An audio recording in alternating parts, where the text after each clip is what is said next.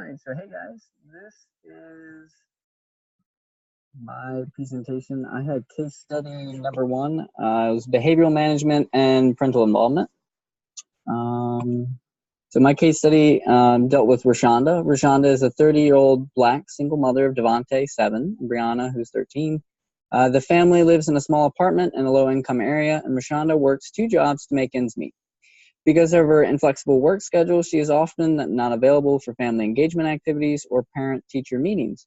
Her long work hours mean she is not at home until late in the evening, leaving Brianna in charge of watching Devontae after school until Rashonda gets home.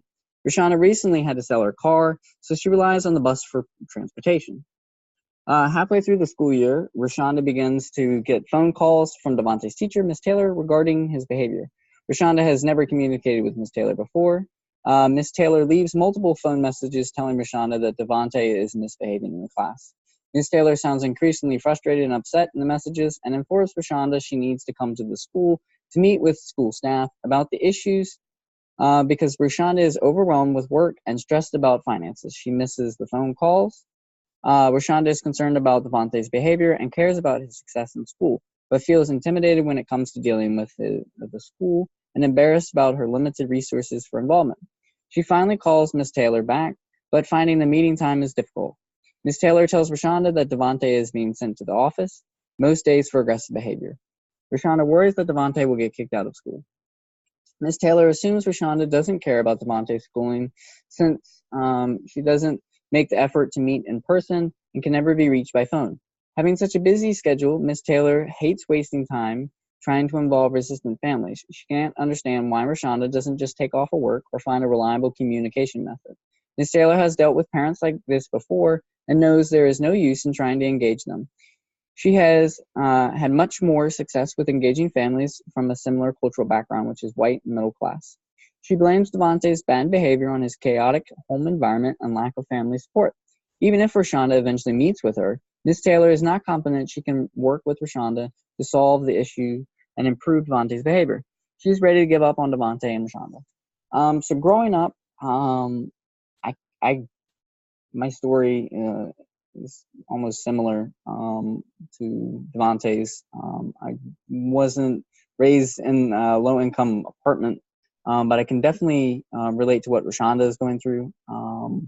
My mom is a single parent. I was a latchkey kid growing up my whole life. And for a very short time, from 2nd to 3rd grade, my mom was teaching and going back to school to get her technology degree.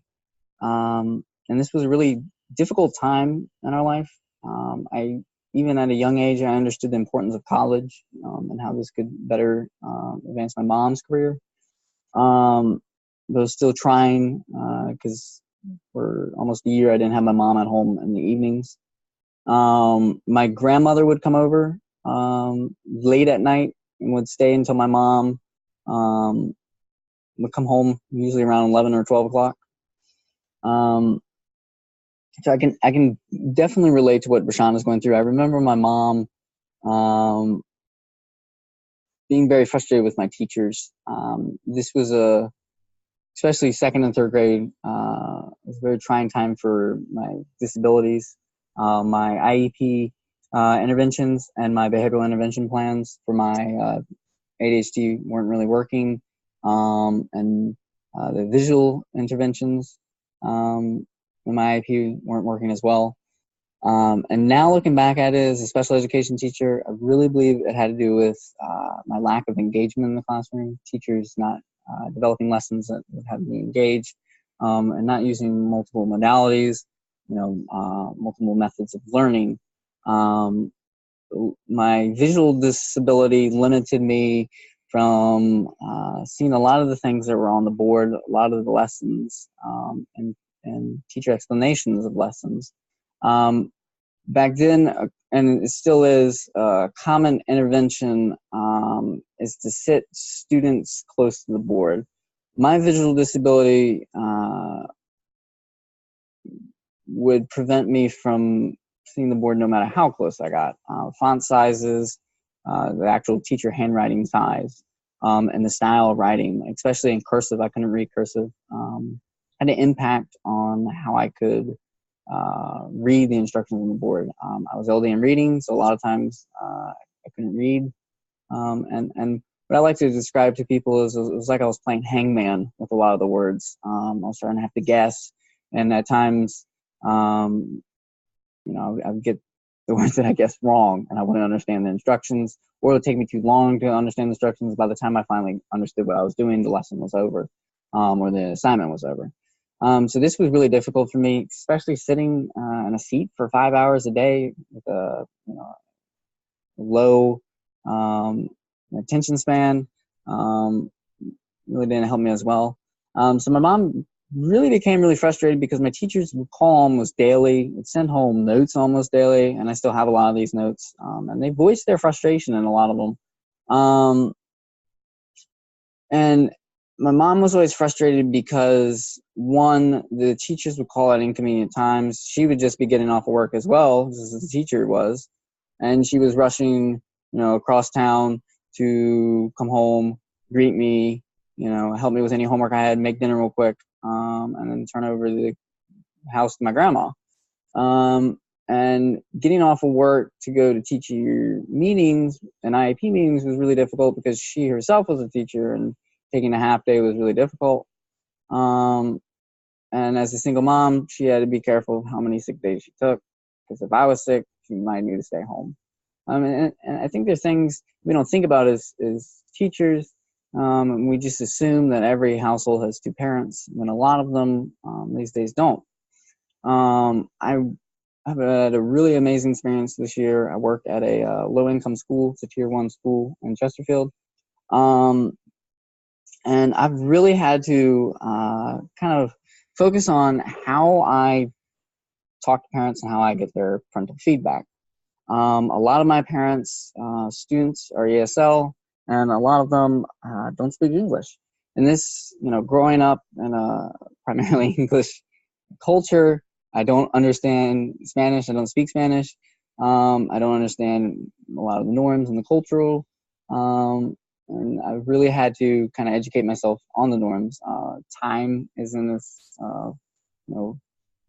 focused on in Spanish culture, meeting times as well. But also the way that I communicate to them, I realize they might not understand. I have an amazing interpretation team at my school. Most of the letters or letters I get back from the parents can be interpreted. Using software like mine allows me to send text messages that are in different languages. But this is the primarily way we talk to our parents. A lot of older teachers do this, which is, after we get off of work, we're sitting in the office, we call the parent, let them know how the day was going. Usually this happens around 3 o'clock, which is a difficult time for a lot of parents because most people don't get off at 3 o'clock. They can't answer the phone. Or if they do answer the phone, they're at work. So most of the time, we'll just get a voicemail. The next way teachers communicate with parents is text messaging. Like I said, using softwares like Remind would be an example of texting. With some of the parents I'm working with, I do send text messages. The ones with the students I have behavioral issues with. But I try not to, communicate through text messages a lot. The next method a lot of teachers use is notes home. Like I said, this kind of raises limitations in language. We're assuming that every parent can read, first of all. We're assuming that every parent can see. And we're assuming that every parent has a basic understanding to comprehend what we're saying at an educational level. These letters are usually formal, and a lot of these letters kind of start off really frustrated. We like to talk about, your child's doing this, your child's doing this, your child's doing this, and they can really damage the relationship, I think, that a teacher has with the parent. But also, there's the limitation of if a parent has that language that you're including your letter. Not every school has interpreters. Luckily for my school, we do. So if I needed to send a letter home to a parent, I would have it translated to Spanish for them. But once again, we're assuming that they can read. Letters also, growing up, my letters had a habit of going to the end of my, the bottom of my backpack and getting lost in the depths of the backpack and never to be found again until, the end of the semester. Also, especially with behavioral letters, I would always kind of open them on the bus and kind of, try to cipher what the teacher was saying to my mom. And they had a tendency to disappear. And I think a lot of students do this as well. So they never really would get to my mom. And then my teacher, had to send back another one to my mom. And then we use email a lot as teachers. I don't know. I don't usually use email. But email, once again, we're assuming that everybody has a computer or email. And a lot of the parents that I'm working with now have kind of expressed to me, especially since they're in low-income areas, that they don't have a home desktop. They don't have a laptop. And we assume that everybody has a laptop. A lot of them, their only basic forms of communication is through the cell phone. And then we were like, well, hang on, the cell phone has email. We're assuming that everybody has an email. If I wasn't a teacher and a college student, I wouldn't use email. I have a personal email, and I rarely check it because it's constantly full of junk email that I'm too lazy to cipher through and go through. And I think most parents don't use email unless they work in a job setting that requires them to have email, or in their personal business. So I think preference is something that you should establish in the beginning of the semester. I asked my parents at the beginning of the school year, hey, what is the best method I can send you updates about your child and communicate to you? If it's phone, I ask every parent, hey, what is the best time to contact you during the week? What is the best time to contact you during the weekend? And then I ask, what is the best way that I can send out short messages to you? Text messaging, or sending email. This is one form of communication that I like using. I started it this year, and it's been fairly successful. I try to send this out the week before, so this is the newsletter that I send out. I try to send out the week before. I haven't been really religious at that, as I would want to be, but I definitely send it out each week. It's translated into different languages when needed. But this basically gives parents an understanding of what's going on in the classroom. So this newsletter for this week is talking about reading. So at the top, it's giving us simple passages that parents can practice with their students, telling them what we're reading that week. It's telling them which pages in the book we're working on. And then to the left, it's talking about what we're going to be working on in class, in their small group. So we're working on read aloud. At the bottom, it usually includes, and it's not included in this one, how parents can help their students at home. So what things can they do at home to help their child in reading, and spelling and writing. So most of the times I'll talk about doing a word sort, timing the word sort, working with the students on their spelling, working with their students' vocab, having them read aloud to them for 20 minutes. And then to the right, we have the spelling list. So that's the spelling list. So it's nice that parents don't have to go, hey, what are your spelling words this week? They automatically have them from their students. And then to the far right, we have the vocab words that we're working on that week. I really like using this. This usually doesn't end up at the bottom of the student's backpack because at the beginning of the year when I had to, back to school night, I stressed with my parents, this is the main way that you will be able to find out what we're working on in the classroom. And I want you to read this, to have an understanding of what we're working on in the classroom, that your child can succeed as well in school if they don't practice their basic reading skills and spelling and writing at home as well, and you can help them with this. So this is something I send home. I send it home in their weekly folder, and it goes directly to the parents. And then I have my contact information on there always. And they can reach out to me any way they need to ask me questions. So going back over Devontae's mother's issues, she has multiple jobs, lives in low-income housing, takes the bus to work every day. That's her major form of transportation. And then she has to deal with, the basic obstacles that any single parent has to deal with, taking care of the house, cleaning, cooking, doing laundry, and then dealing with all the stresses of finances, dealing with Devontae's education. So she has a lot of, challenges on her plate that she has to deal with every day. And we're assuming that this parent is a bad mother, when in my book, I would argue that she's a great mom. And there's no way that we can say that she's not a great mom. So Miss Taylor's focus, if I was the second grade teacher talking to her, I would say her focus should be on Devontae's behavior. That should be her main concern. The behavior is being exhibited in the classroom, and it is Miss Taylor's responsibility to address Devontae's behavior with or without parental support, because behavioral disruptions cause an interruption to both Devontae's education and the education of his peers. And I think this is something that we as teachers kind of forget. It's nice to have parental support, especially when it comes to behavioral disruptions in the classroom, but it's not a given. And, that doesn't mean that the parent is involved, doesn't care. It just means the parent, has environmental factors that are, preventing them from being involved in this matter in their child's education. That doesn't mean they're not involved in the child's education at all. And I really think it is the teacher's responsibility, especially in this case. Behavioral disruptions is more the teacher's responsibility than the parent, because it's happening at school. And I like to tell my parents this all the time, that my job as a teacher is to teach. It's not to parent your child. What goes on in your house, it's your business. When your student comes into my classroom, we have the classroom rules that they're supposed to follow, and the expectation is they're going to learn, and that's my job.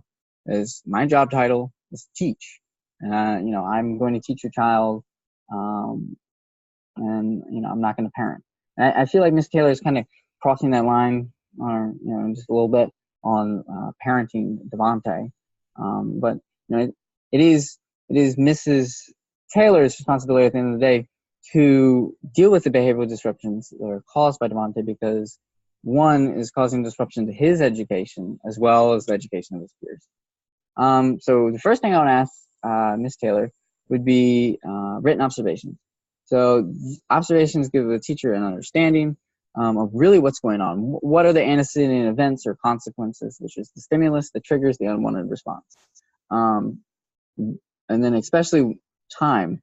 How often are these behaviors happening? What are the intervals of these behaviors happening? And Ms. Taylor should also have an understanding of what is the purpose of behavior. And we've been talking about this all semester. Every behavior has a reason. Devontae's behavior is likely to result in desired consequences and even escape unpleasant circumstances. So is he having these behaviors to escape, is from assignments like reading or teacher lessons, or is he having these behaviors for other reasons? So every teacher should have written observations. It doesn't have to be formal like this. This is an event frequency data sheet. We use these frequently in special education. And as a special education teacher, I do this all the time. This is one of my major job titles, is documenting. And I've been saying this all semester. Document. It's really important, especially if you have a student who has behavioral problems. It's nice to, especially if you go to administration, or if you're a general education teacher and you come to us as special education teachers, the first thing we're going to ask you is, where is your observations? Do you have any observations so we can see, because observations kind of indicate to us, is there a disability that is playing in fact, or what is the cause? If the cause is a disability, then we can go to tier 3 supports. If the cause is not a disability, and it'll also help with child study meetings. It'll help with the counselor in the school, and especially administration. Also, I really like using these with parents. I can say, hey, your child did this at this time. So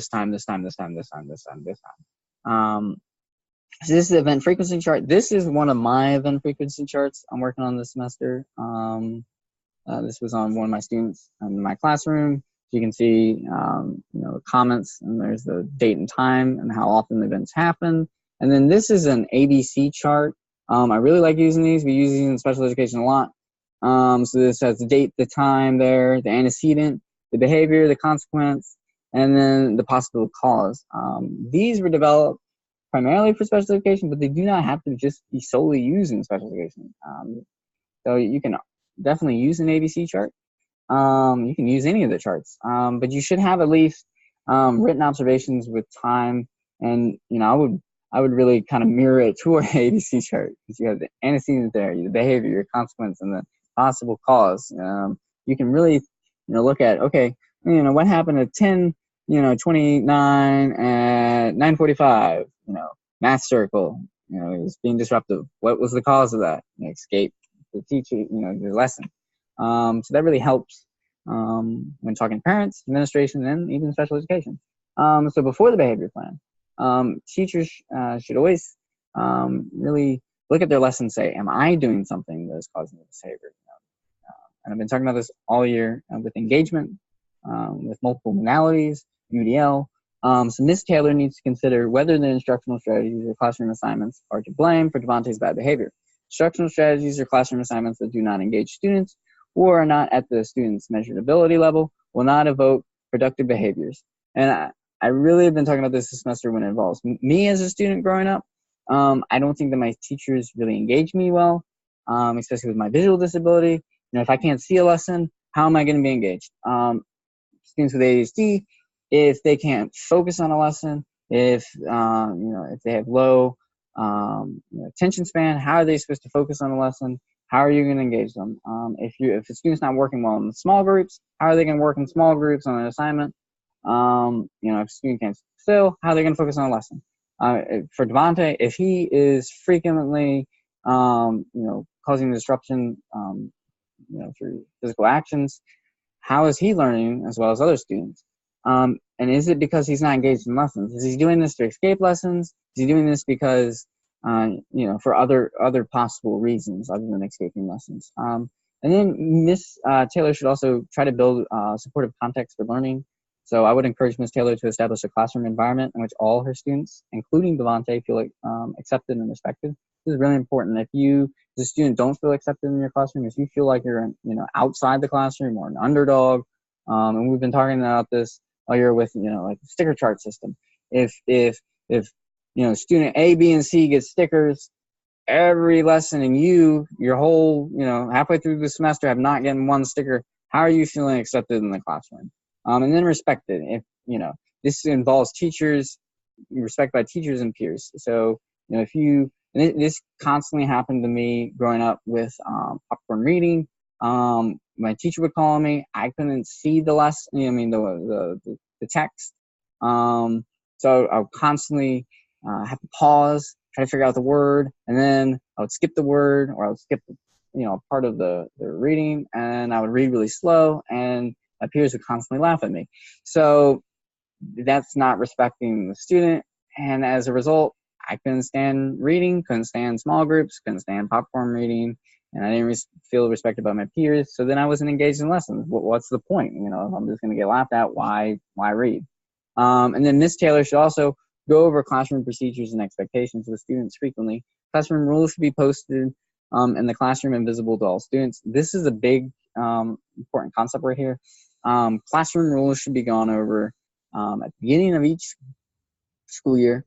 And I really think the teacher should involve the class and really drawing up the classroom rules. So this is an example of classroom rules. I don't really think it should be just a boring old list. It should be fun, colorful, and really capture the rules that are in your classroom. And then I think teachers should also focus on rules with their students, and the consequences attached to the rules. So the teacher's behavioral plan, I would really recommend Ms. Taylor to sit down with Devontae and get Devontae's perspective about his behavior. At this point, Ms. Taylor can explain to Devontae the unacceptable behaviors she is observing him doing and the reason behind why they need to stop. And as a special education teacher, I really use this method a lot. I love using it. A kid's having a bad day, hits a kid, throws something across the classroom, and is just, broken down, or is just refusing to do his work or anything, pulling them out in the hallway, getting down on their level and saying, hey, what's going on? Did you have a bad day? Bad day at home? Did you not eat last night? What's going on? And this really can give you as a teacher a perspective, and really can help the student.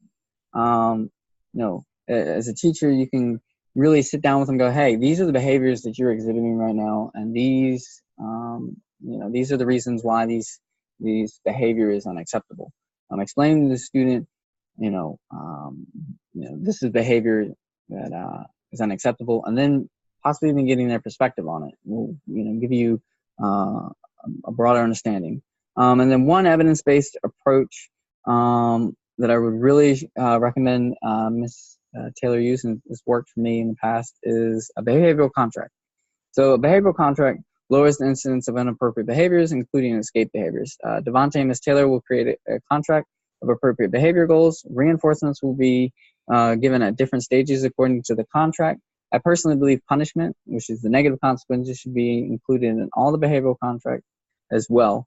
And this allows Devontae to recognize negative consequences attached with the specific behaviors. So one common thing that teachers hear all the time from students who have learning disabilities or attention deficit, like ADHD, is when a student does a behavior, they'll say, I didn't know. And it's not that they didn't know. The behavior, the consequences of the behavior, and the behavior being marked as this isn't an acceptable behavior has been explained to them probably multiple times. The teacher has probably given them multiple cues.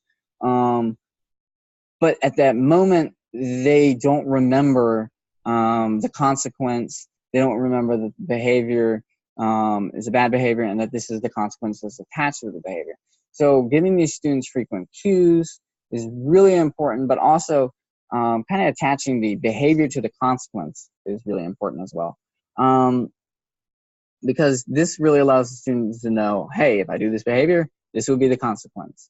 And as individuals with disabilities, including ADHD, I can say growing up, that was my response to everything.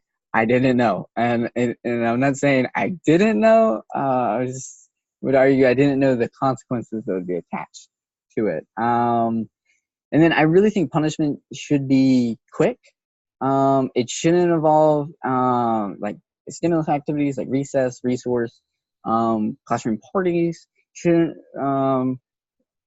result in the student getting removed from the classroom in any way, except possible stimulus breaks, such as like getting water down the hall, or going, like I've been saying, going to the gym, getting 5 minutes of exercise, something like that. But not removing the student from the educational environment, because that really goes against the concept of us teaching.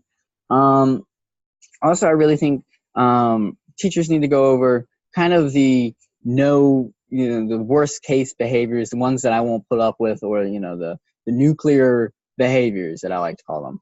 And these are the behaviors that I as a teacher just really don't put up with. I like to say as a teacher, and I tell my parents this all the time, I don't like giving out referrals.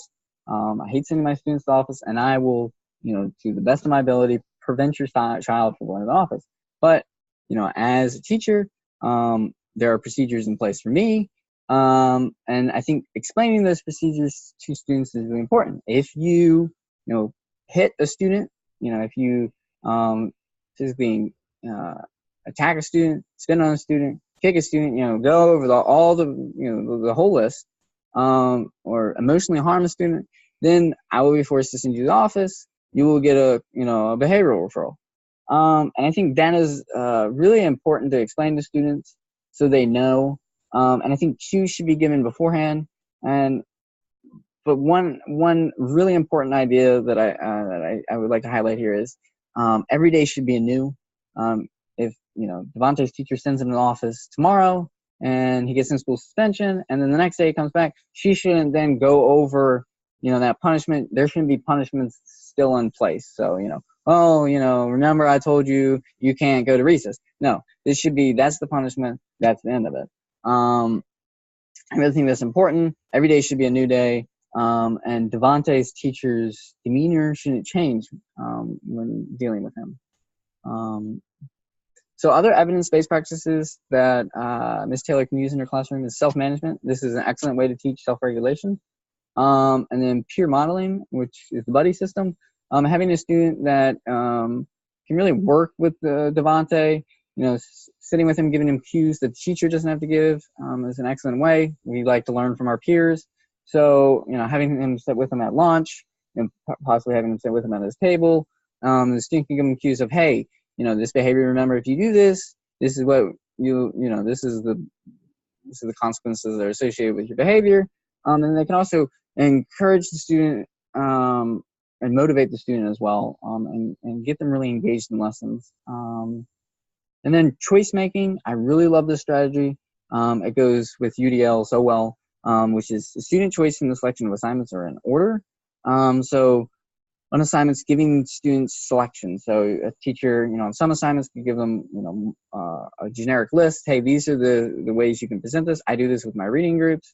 So when they work on spelling, these are the spelling words that you're working on. You can do, these word sort activities. So you can do funny font. You can time yourselves, things like that. And then on other assignments, you can give, possibly just 2, and students can pick. But this really helps the student be able to pick the best assignment that will meet their needs, or the order that will meet their needs. So order is another thing you can do. These are the parts of the assignment that you want to do. So if you have a student that wants to color first instead of, or draw pictures instead of write the story, I mean, that's a great way to, we teach as teachers, to be a good reader, you have to look at the pictures first. So they could draw the pictures and then work on the story. Or maybe they want to, write the whole story and do the pictures. Maybe they want to do the cover. So this is a great way for students, like I said, to be engaged. Guided notes is one of the evidence-based practices I've really been using this year as well. It really helps with students who have like ADHD, who are not engaged in lessons, and it also helps with students who have behavioral issues, kind of similar to Devontae. Devontae isn't being engaged in lessons probably, so he is resulting in physical actions to get out of the lessons possibly. But guided notes is a really great self-management tool for students, because it is basically fill in the blank notes that are given before the lesson. The student has to fill in those notes. So if the student looks down after the lesson and only has half the notes, then you can be like, whoa, I wasn't focusing on my lesson. Guided notes also really help with teachers as well. So when we're documenting how I work with my guided notes, is my guided notes are collected at the end of the lesson, and my students, I can see on their guided notes if they were paying attention or not. And me giving them cues, did my cues help? So after I'm looking at my lesson and then looking at the guided notes, I can see, did this child master this lesson? And then did this child, for his behavioral plan, did he, was he engaged? Did he behave in the lesson? And I can see that directly through his work. So I can then put on my, behavioral observation. Student didn't complete, 5 out of the 20 questions that were on the guided notes. Guided notes also help students as kind of a form of backup copies of notes. It gives them notes. A lot of students with disabilities and students that have behavioral issues like Devontae's experiencing don't have notes, because Devontae isn't paying attention in class because he is engaging in disruptive behaviors. Students with ADHD don't focus on the lessons. And then a lot of students, especially with learning disabilities, don't have a mastery of handwriting. This was a problem for me, vision-wise and handwriting. I couldn't really ever see my notes.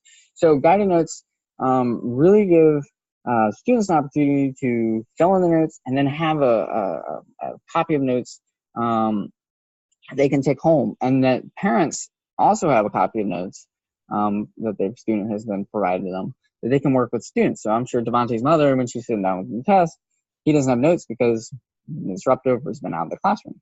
So guided notes are a really great way of, like I said, practicing self-management, and then having the student engaged in lessons. And it's a great tool for us teachers to use when documenting behavioral issues of our students.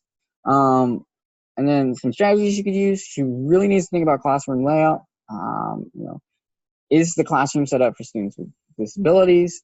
Is any of the issues that Devontae is having caused by classroom layout? Is he sitting next to students that are having behavioral issues themselves? My first intervention for Devontae would be to sit him close to the teacher.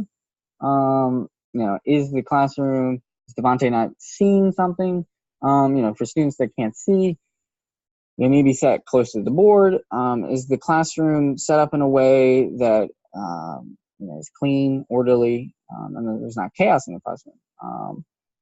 A lot of the issues I see in second grade classrooms and up is desks kind of create the issue of things are shoved in the desk, and the desk often spill, and that can, in the middle of your lesson you're teaching, and then all of a sudden, a child is sitting there with 1,000 pencils on the desk, or a desk spills. So these are things that we really need to think about as teachers. Am I creating a classroom that is really encouraging students to be engaged in my lessons? And classroom layouts should really be set up in the beginning of the year, but they can change throughout the year. I've changed my classroom layout several times.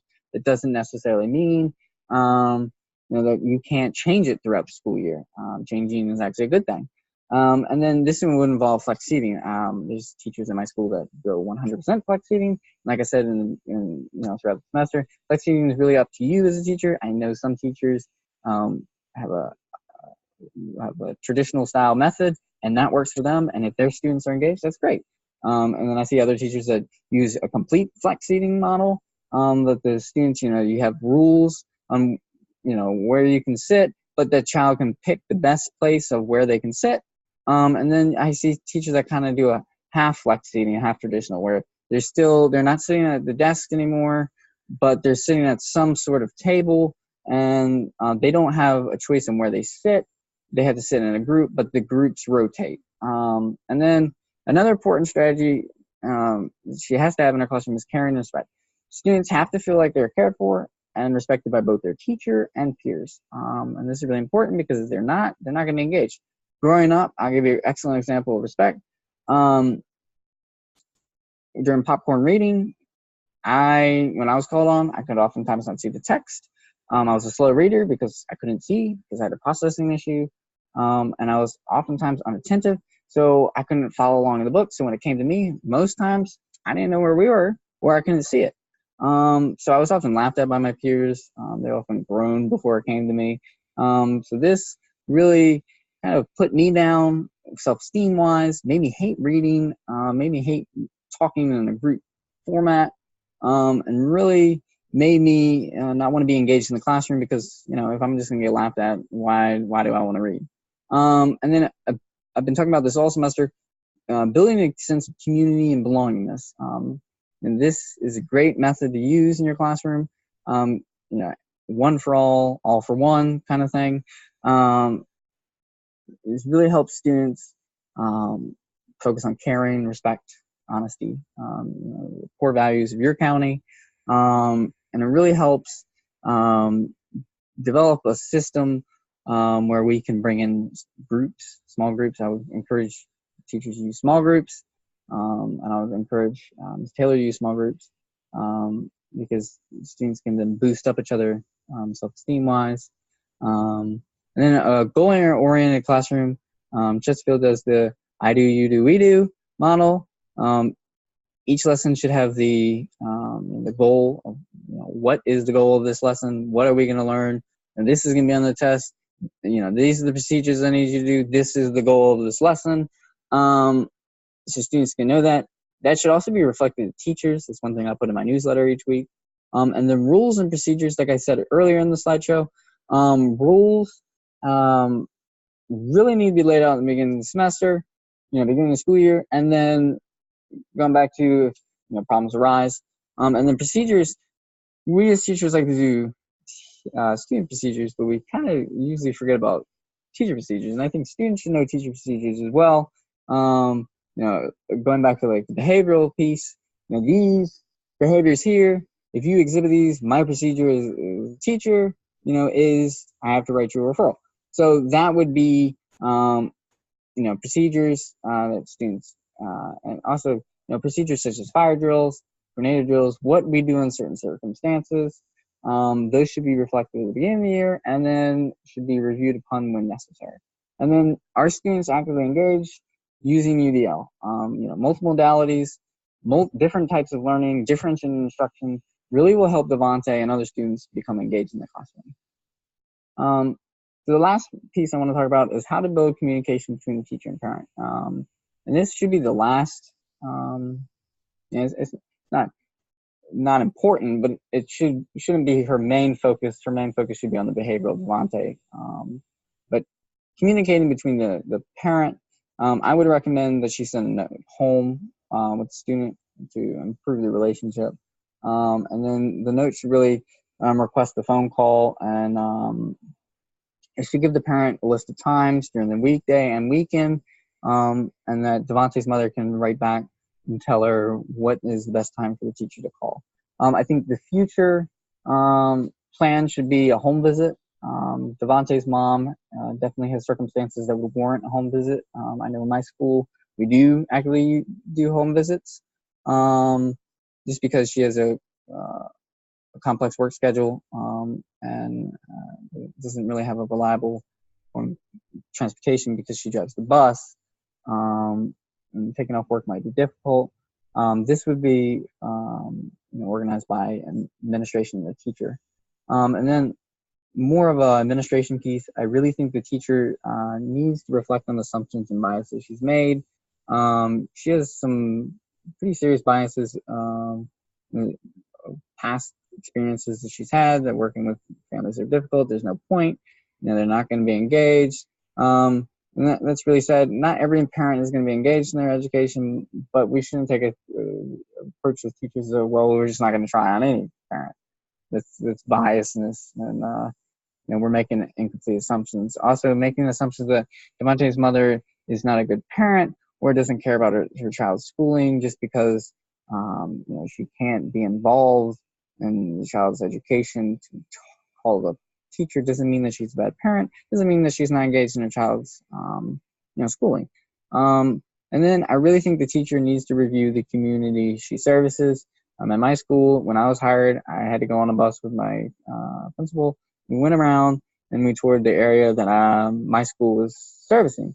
We were servicing low-income apartments. We toured them. We talked about the obstacles. And I think Devontae's teacher, Ms. Taylor, really doesn't understand the financial circumstances that Devontae's mother is in. And this is something that is easily accessible in the child's case study and the child's documentation. And then the further need for school and community outreach. I think this is a goal for all schools. How do we reach out to our community, and how do we reach out to communities that are Tier 1 school service? How do we get parents engaged in the school? I can tell you everything that Ms. Taylor is doing with Devontae's mother is not engaging, wanting to, making her engaged in her child's education. Calling her multiple times, for example, is not going to make her want to really be engaged with Ms. Taylor. I also know this was the first time she talked to Devontae's mother. I wouldn't start off any conversation by talking about problems I'm having with your child if I haven't met the parent. One thing that I really like doing as a special education teacher is taking the blame of the behavior off the student. Growing up, I remember my mom constantly reading the frustrated letters, having phone calls of teachers just going over and over and over. William is doing this. William is doing this. William is doing this. William is doing this. William is doing this. William is doing this. William is doing this. William is doing this. It gets old, and it really chips away at the relationship between parent and teacher. It's not helping you as a teacher to just list all the problems you're having with their student. They know, they're the parent, they're at home, they see it every day. But it's not helping you. Your goal of calling the parent is to get them involved in their child's education and get the parent on board with behavioral plan, or being an advocate for the student, or allowing them to give you insight on what is going on at home. And parents aren't going to open up to you if you're just going to, berate on and on and on about their child. So what I like to do is, like I said, I like to focus my conversations on taking away the blame of the behavior from the child. How I do that is get on the phone and I quickly talk about what behaviors I'm experiencing in the classroom from the student. I try not to exceed more than 3. And then I talk about my behavioral plan. Each teacher should have a behavioral plan if you're in special education or not.